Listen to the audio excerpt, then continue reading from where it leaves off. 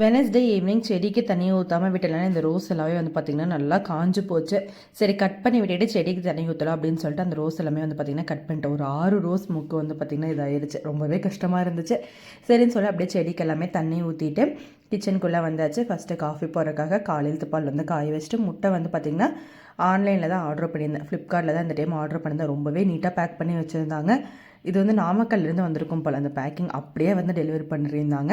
அப்புறம் ஈவினிங்க்கு பாலுமே காய வச்சிடலாம் அப்படின்னு சொல்லிட்டு அந்த வேலை தான் வந்து பார்த்துட்டு இருந்தேன். ஏன்னா இவங்கள வச்சு பார்க்குறதுக்கு வந்து பார்த்திங்கன்னா இப்போ ரீசெண்ட் டேஸில் பயங்கர தலைவலி ஆகிடுது. ஆனால் கண்டினியூஸாக வந்து டெய்லியுமே காஃபி குடிக்க ஆரம்பிச்சுட்டேன்.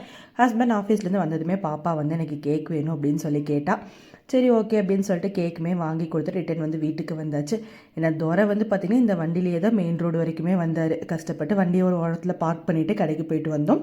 ரிட்டன் வீட்டுக்கு வந்ததுமே தோசை சுட்டு சூப்பராக வெங்காய சட்னி வச்சு டின்னர் முடிச்சாச்சு. தேங்க்யூ.